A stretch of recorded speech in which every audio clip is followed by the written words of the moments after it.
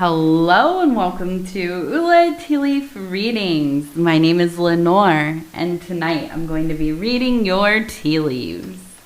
This is a horoscope for Aquarius. If Aquarius is your solar, lunar, ascendant / rising sign, then this is a message for you.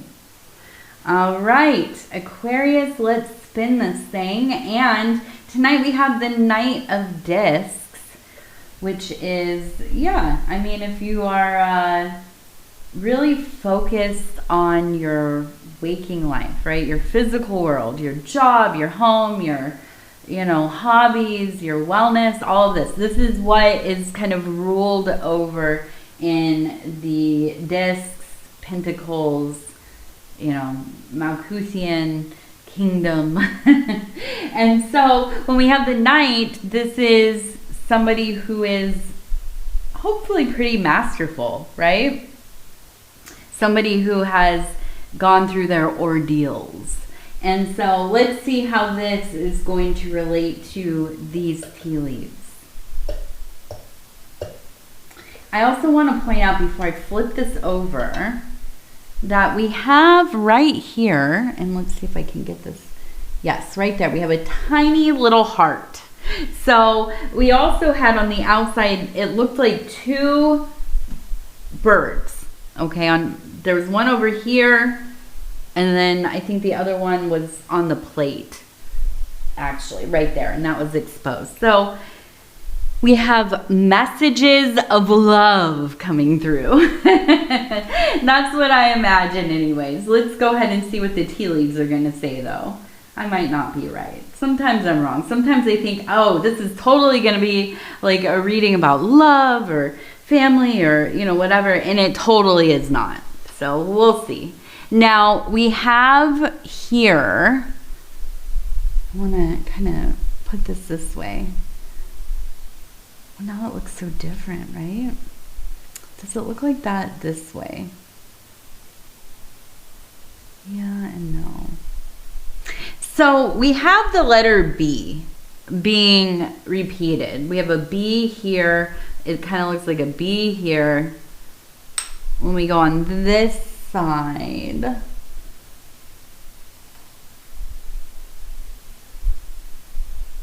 not so much a B, but so we have the B. This is the one up here. Let's see, right here, B. Also another B. So down here, it looks like we have an 8. This is the 8, and then beneath it, it looks like it says B-U-G. Maybe D, B-U-D. It could be bud, but to me, I'm reading bug. So I don't know if you got bugs or if you have somebody in your family that you call bug or something somewhere. It could be bug. It could be bud. Bud seems like it would be more likely, but I don't know. It's kind of, for me, I feel like it's hitting on bug. Now the 8 seems pretty prominent, and we also have the repeating B's. So all of these shapes, right? It reminds me of the 2 of discs, really. And so I feel like for you, there's been a lot of emphasis on balancing out your life, because the 2 of discs is so much about that kind of as above, so below, right? The top disc, and then the one below, it kind of looks like an 8, and then it has the Ouroboros wrapped around it in the figure 8 or infinity kind of symbol, right?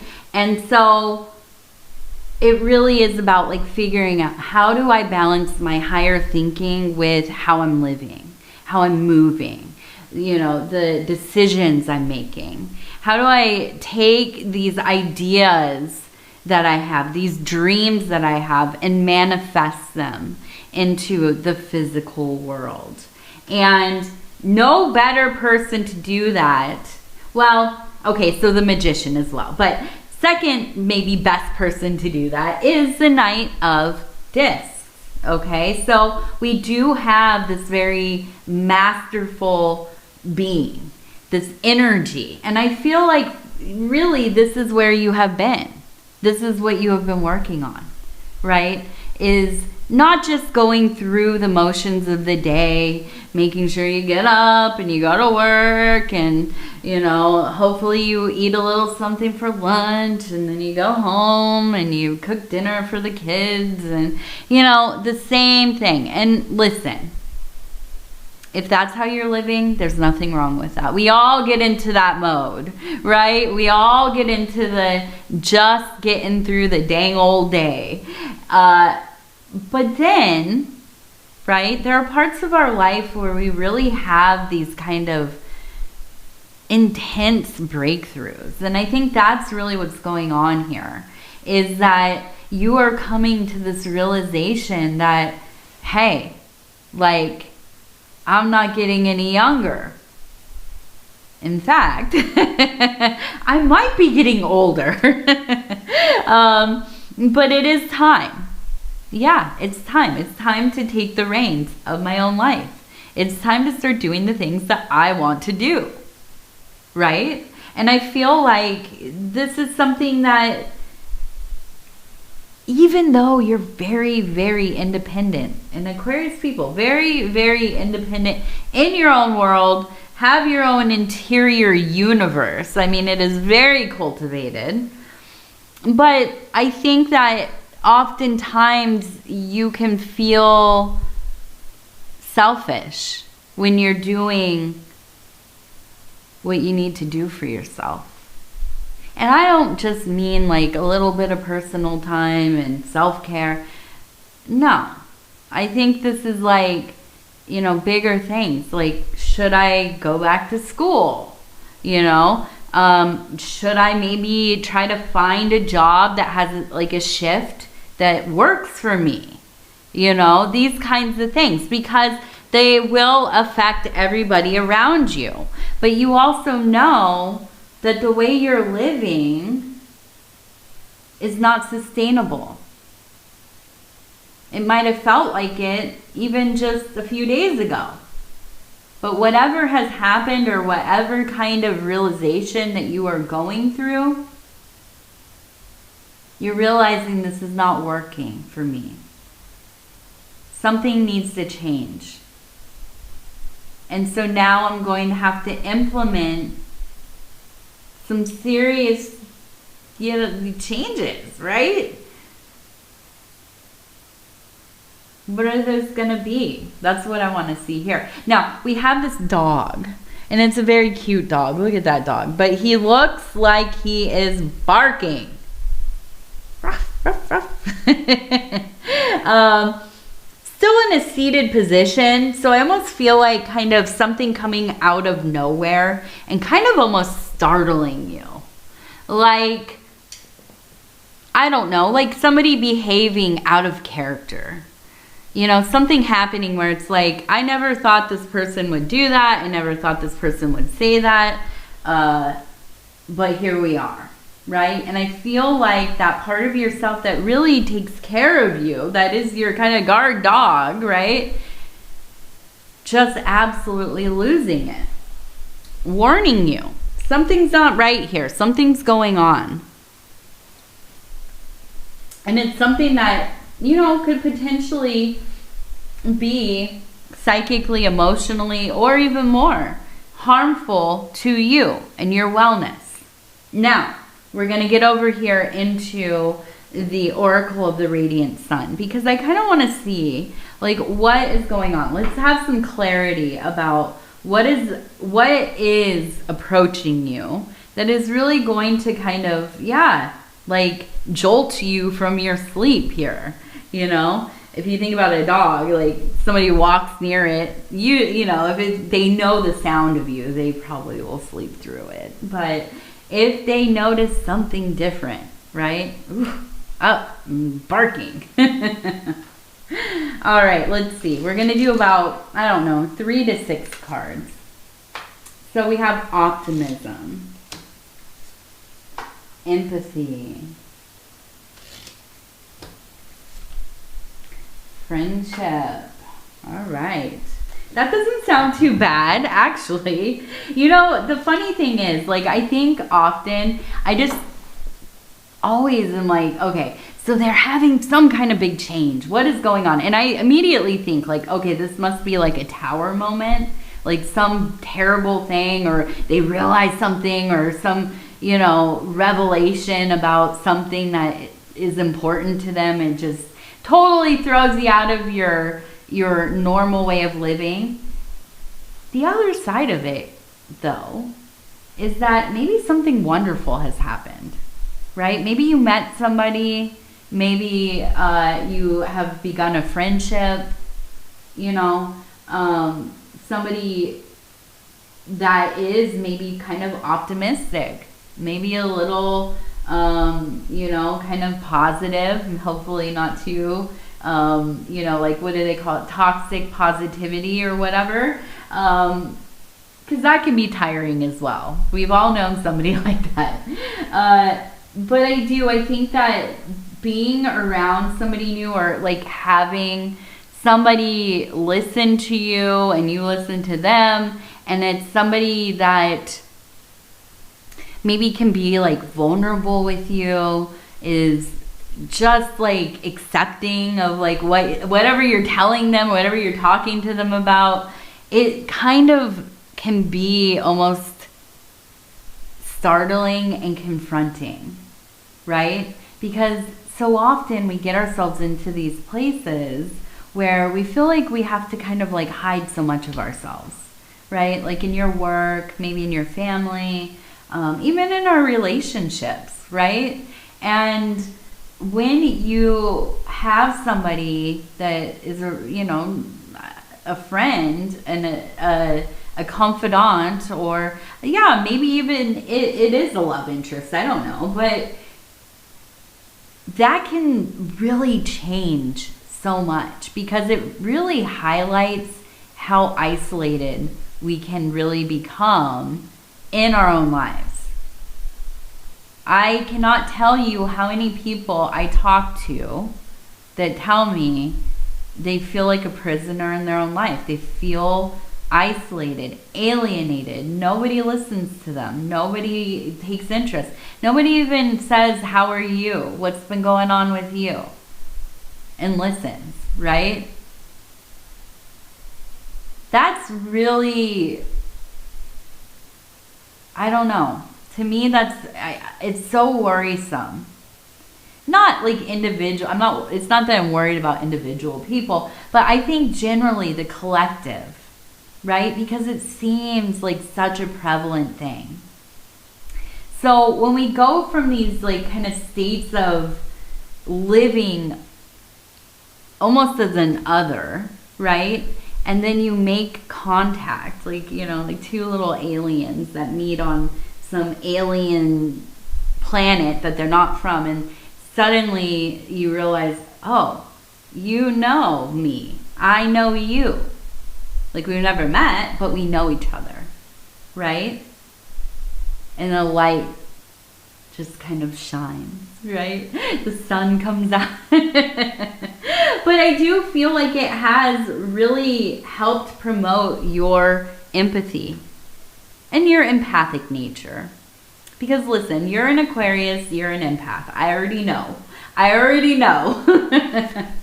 All right, we also have enthusiasm, romance. There we go. It might actually be that some kind of new love in your life, you know, has like swept in. And it is. Sometimes that happens. You look around and you think, how have I been living the way that I have? How have I like been settling for the way that I've been living? Right? There is so much. It's like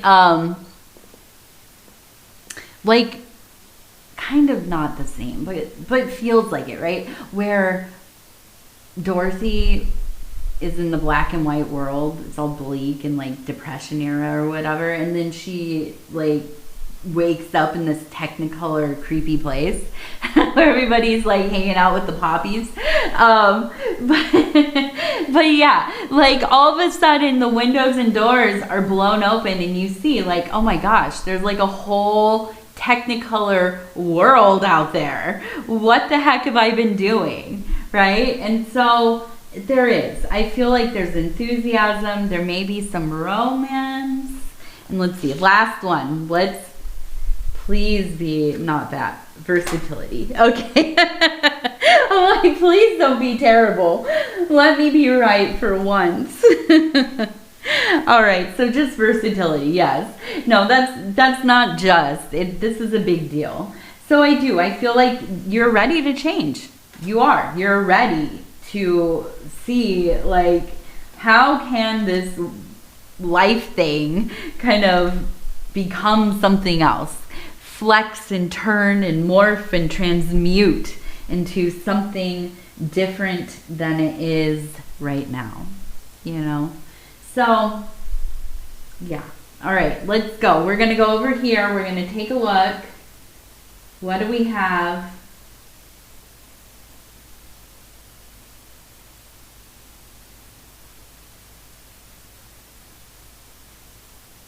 So I almost feel like there's, look, it looks like an 8 again. It looks like 800, like an 8. So we have another 8. But I keep getting the name like Brittany. Somebody named Brittany. I don't know. Maybe that's the B.